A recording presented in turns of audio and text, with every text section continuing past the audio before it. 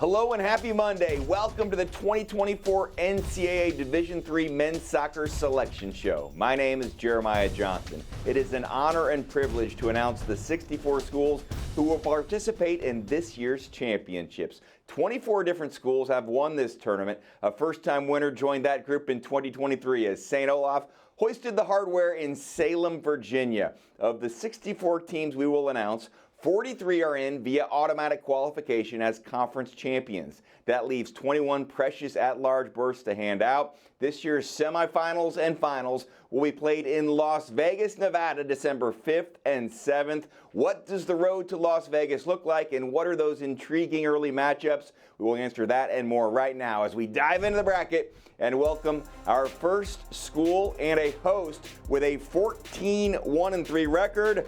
Middlebury, back-to-back unbeaten regular season records for the first time since 1972 and 73. This is a balanced team entering the conference tournament with 18 players who have recorded at least 1 point. It is the 6th straight season the team has had 15 or more players get on the board.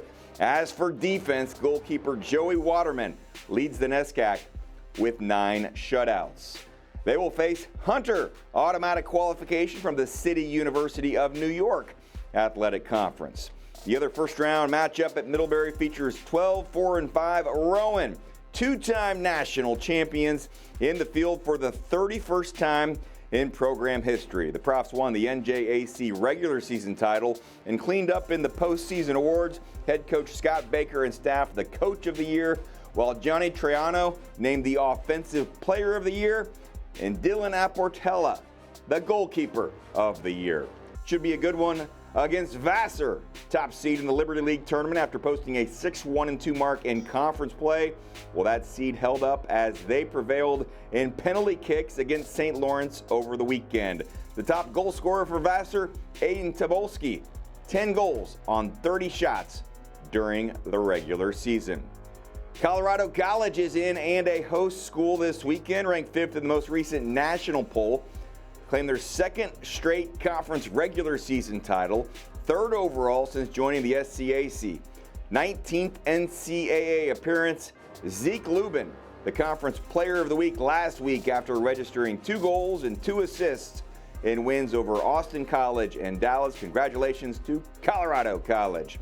Their opponent, Pacific Lutheran, who clinched the Northwest Conference AQ spot on the second to last weekend of the regular season after a 4-0 win against George Fox on Senior Day. 7th NCAA appearance for the Lutes, who are outscoring opponents 59-18. Senior Trevor Thompson has scored 21 of those 59 goals. Also impressive year for Craig Johnson, 11 goals and 10 assists. Oglethorpe is in automatic qualification from the Southern Athletic Association, taking on another AQ, Claremont Mudscripts, who is representing the Southern California Intercollegiate Athletic Association. You see some highlights on the screen from their season, 13-3-3. This is their 20th NCAA appearance. Oglethorpe, meanwhile, is in for the 5th time. It should be a terrific weekend in San Antonio, as Trinity is a host, 2nd in the most recent Region 10 rankings, 13th nationally, in for the 26th time in program history. 2nd in the nation in assists per game. They like to share that ball. The Tigers' first-round matchup is against Belhaven, the first collegiate conference of the South Championship and first NCAA tournament appearance since becoming full members in the fall of 2019. Belhaven did win the NAIA National Championships back in 1992 and 2012. Bowdoin will travel to Trinity, 10th NCAA appearance for the Polar Bears, just the 2nd time in since 2017. Competitive season in the NESCAC earns them this at-large selection and a matchup against Hardin-Simmons. The Cowboys won the American Southwest Conference title for the first time since 2014. 10th conference crown in program history leads to this 8th NCAA appearance. Shout out to Maxwell Winokur, named the most valuable player of the conference tournament. Dylan Caudle, Brandon Crone, and Daniel Villa Gomez named to the conference's all-tournament team. Babson is in and a host in the NEWMAC final for the 6th straight season. A 2-0 victory over Salve Regina means 11 conference titles since 2002. Kento Abe and James Donaldson, the team's leading scorers. Babson won 3 of the first 7 national tournaments contested, but they've also been a consistent participant. They are in for the 30th time in program history. Looking forward to their matchup with St. John Fisher, second ever NCAA appearance. Most wins in program history, or most since 2007. Christian Burkhart leads D3 in shutouts with 13. He was named MVP of the Empire 8 tournament. Joey Avalone scored his team-leading 7th goal of the season in a 2-0 victory over Elmira on Sunday. Fisher has not allowed a goal since October 16th. 6 straight shutouts. The final pairing on the top left portion of the bracket features Wesleyan, Connecticut. The Cardinals flying high this Monday, celebrating the at-large spot in the field, 6th time in program history and the first since 2012. Eagerly anticipating a matchup with another Connecticut school, St. Joseph, the Great Northeast Athletic Conference champion, with a record of 14-4-3. So we've showed you 16 schools, 48 remain. Amherst is in and a host this weekend. They finished national runner-up in 2023 and is at large despite a penalty kick loss to Connecticut College in the NESCAC quarterfinals. They were ranked 8th in the most recent NCAA rankings. Muhammad Nuhu, the top scorer and assist man for the Mammoths, with 8 goals and 7 assists. The school won the national championship in 2015 in the field for the 22nd time in program history. Big challenge for the school. They will play, but do not expect Newman to back down from a fight. The Knights are NCAA bound for the 5th time in program history. Back-to-back Atlantic East champions. Goalkeeper Jonathan Lasnik was named the most valuable player of the tournament. Coach Eric Temple, hired in 2023, now has Newman in the NCAA championships for a 2nd straight season.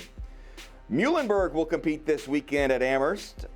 At-large selection. 3 is a big number for Muhlenberg as they defeated Franklin and Marshall in the Centennial Conference tournament for a 3rd straight year. 3rd straight time taking on Johns Hopkins in the final, but heartbreaking shootout loss to the Blue Jays. However, Muhlenberg is in for the 15th time in school history. Should be an entertaining matchup against Stevens. 1, 2, 3, 4. Men's soccer claims a 4th straight MAC Freedom Tournament crown. That's the headline today on the Stevens Athletic Department website.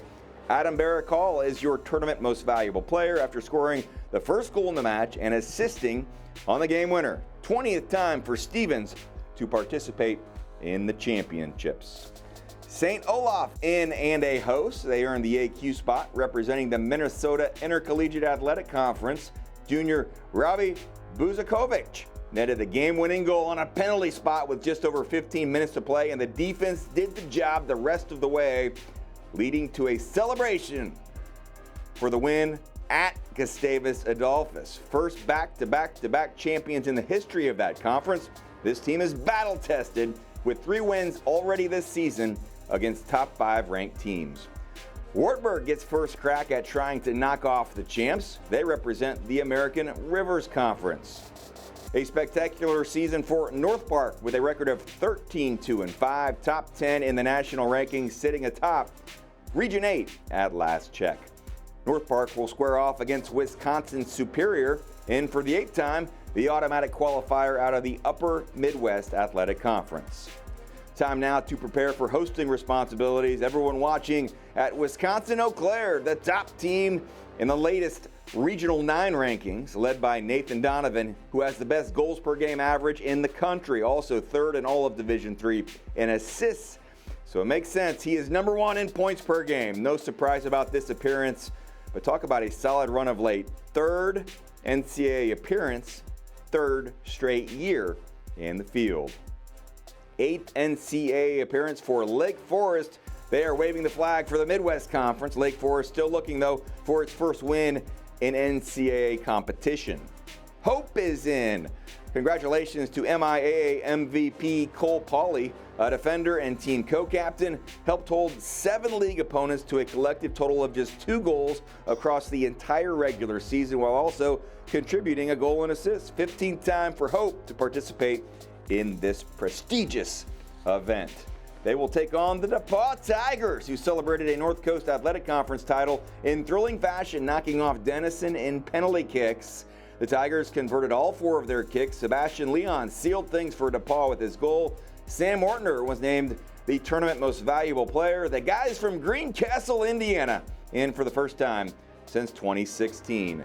Moving on, Gustavus Adolphus is in and a first and second round host, ranked 4th in the most recent national rankings. Now, they entered the weekend one of 4 undefeated teams in Division III, unbeaten in the last 14 home games. And despite that decision we referenced falling to St. Olaf, they are in as an at-large.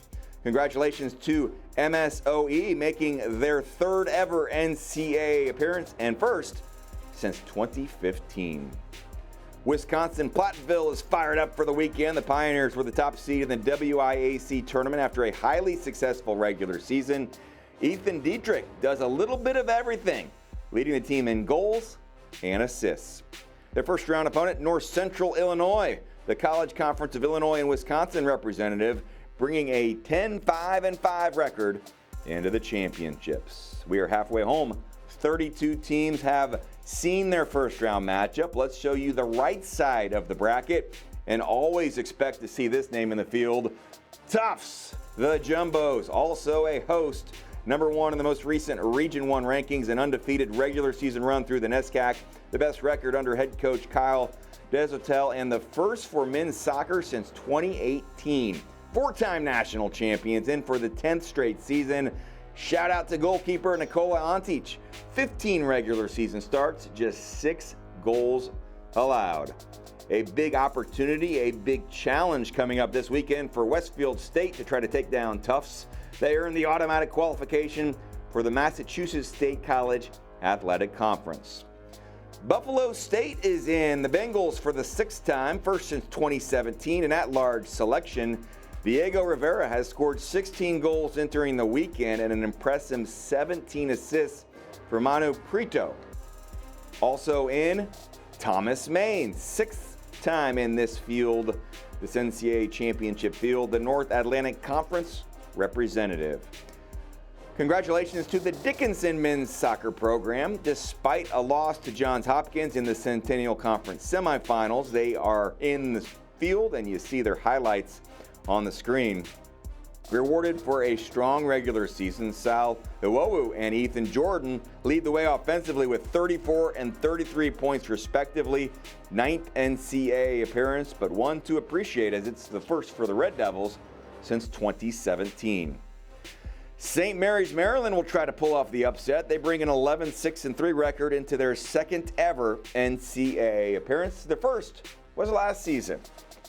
Lynchburg will be the host of these 2 first-round matchups. Nationally ranked Hornets advance to the ODAC Championship, and despite a loss to Washington and Lee in for the 17th time, Lynchburg finished 2nd in 2010. Grad student Manzi Shalita has a team-high 15 points. Emory is also in, 2nd time ever, first time since the 1995-96 that the Eagles have won back-to-back conference championships. 9th conference title in program history. Junior captain Josh Grand, the first Eagle since 2008 to collect 10 or more assists in a season.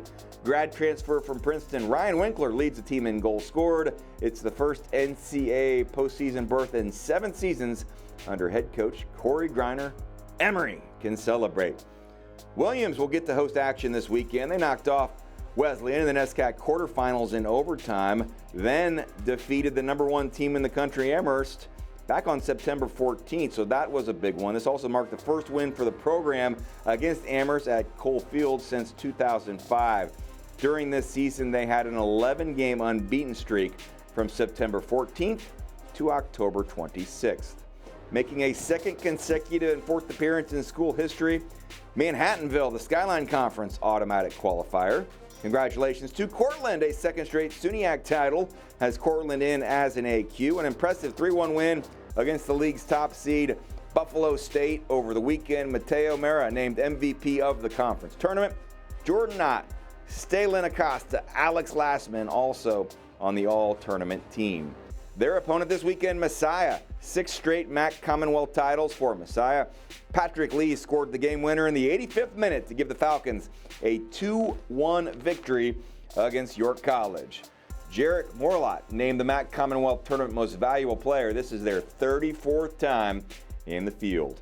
And their powerhouse program, which will play host this weekend, Johns Hopkins. 7th straight tournament held with Johns Hopkins participating. They beat Muhlenberg in Sunday's Centennial Conference Championship, prevailing in that shootout 5-3. These teams are evenly matched. The 5th time in the last 6 seasons Johns Hopkins has taken on Muhlenberg, and the match was ended in a tie in regulation. Great day for Aiden Dunphy, tournament most valuable player. He scored the one Johns Hopkins goal early, then clincher in the shootout. Penn State Barron in for the 9th time, here thanks to automatic qualification from the Allegheny Mountain Collegiate Conference. Our next school to recognize is Washington and Lee. Hard-fought ODAC title game goes to Washington and Lee. Spencer Furman scored the only goal in that AQ clincher. It's the 8th time they've won the ODAC title in program history. 16 straight games without a loss, which is tied for the longest single-season streak in program history and second longest overall unbeaten run. Otterbein is in, still celebrating a 1-0 victory against Mount Union in the OAC Championship. It's the Cardinals' 7th conference title, first though since 2017. Junior Kasdan Hale provided the game-winning goal on a play senior Nick Isaac broke the program's single-season assist record. Fun for Otterbein to relax watching this show, knowing they are in for the 9th time, the national runner-up back in 2002. 16 schools remain in the bracket. Let's see who goes where in the bottom right-hand portion of the bracket. Mary Washington will host activities this weekend, a 15th NCAA appearance for the Eagles. A Mary Washington player has been named Coast to Coast Offensive Player of the Year 4 straight seasons. Josh Kirkland had a three-peat. Well, this season the honors go to Carter Berg, who led the conference in goals, added 6 assists, a conference-high 30 points. Sunday, Berg scored the second goal of the night just under 3 minutes into overtime to clinch that tournament title and coast-to-coast AQ spot. Senior keeper Freddie Rogers named the conference's Defensive Player of the Year after winning the Conference Player of the Week award, get this, 8 times. William Peace will try to knock off Mary Washington. Congratulations to the school with my favorite nickname in the field, the Pacers, winning its first ever USA South Championship on Saturday. It was the school's first conference title in any sport as a Division III member. Hope to see the celebration video a little bit later from that William Peace watch party. Ohio Wesleyan is in. Historically, nobody has done it better in Division III. In the field for a record 45th time. Congratulations to Catholic. Holden Woodings leads Catholic with 15 goals this season. You're seeing some Catholic highlights on your screen, making him just the 4th player in program history to score 15 goals in a single season. That 15 leads the Landmark Conference, also 32 points this season, 5th most in program history. Corey Magro named the Landmark Conference Tournament MVP after scoring the match-winning goal 3 minutes left in that championship. Domenico Caltabiano is the all-time leader in assists with the program with 20, including 2 this season. Denison did a terrific job this season, 12-1-6 in Sunday's NCAC title game against DePaul. They did fall to the Tigers, as mentioned earlier, but they did earn a share of the regular season title and are getting good news about this at-large selection, 12th in program history. Tommy Prokos, Henry Hayes, and Justin Crow were named to the all-tournament team. Shout out to Anderson, Indiana. The Ravens, another first-time NCAA participant. They won the Heartland Collegiate Athletic Conference crown for the 3rd time, but the first time since the league has had automatic qualification, so congratulations to Coach Scott Finley and staff. Ohio Northern also headed to Denison this weekend. They were eliminated in the Ohio Athletic Conference semifinals after a penalty kick loss to Otterbein. However, the national ranking and solid season does earn the Polar Bears an at-large spot. Ryan Summerfield and Will Schaefer were each 20-point scorers this past season for ONU. They'll face Franciscan's second time here, representing the President's Athletic Conference. Connecticut College will host first and second round action. A big win over Amherst in the NESCAC quarterfinals was huge for this program, but they did not stop there. The 6th seed entering the NESCAC tournament, they beat Williams in the semifinals, and then Sunday, handed Middlebury their first loss of the season, so that clinched the AQ.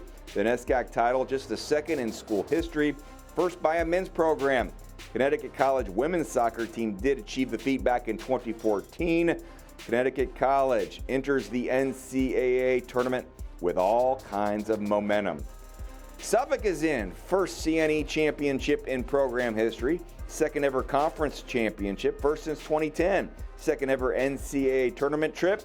They had 10 wins now for a third straight season, and shout out to Nathan Harlow, back-to-back career high 10 save performances in that conference tournament as a backstop, leading the Rams to that league title.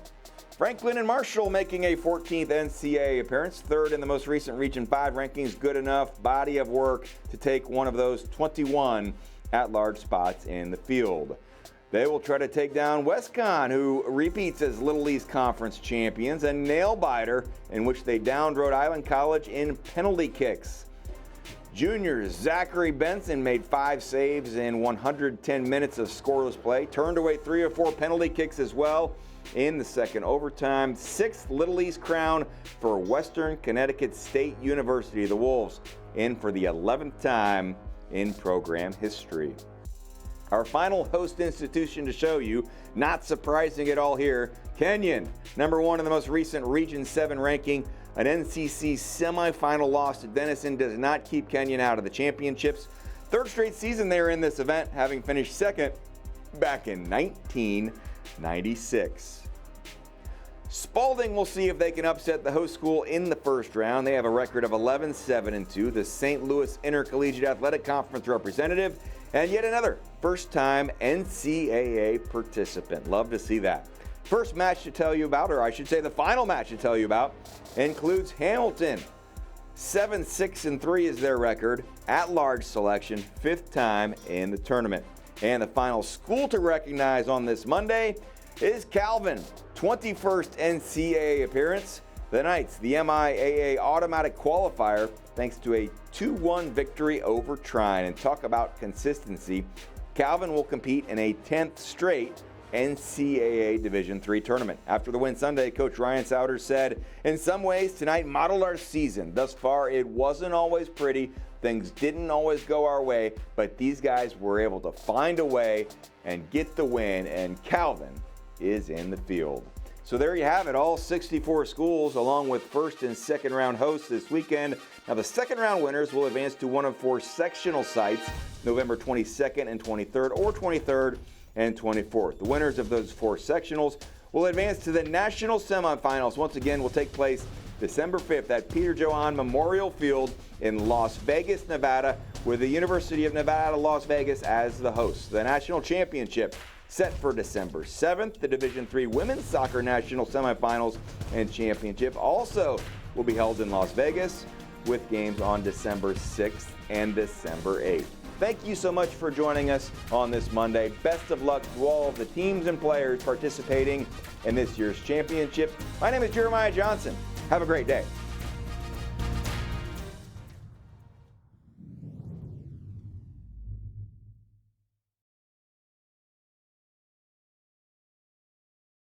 If you're not here for Fandom 101, you're in the wrong class. Here, we learn the fundamentals of fanology, the basics of bringing the noise, and the physics of bringing it out. Your path to fan mastery begins here. It's all part of the curriculum. The NCAA Championships. Attendance is encouraged. Passion is mandatory. Buy your seats today at ncaa.com/tickets. Class dismissed.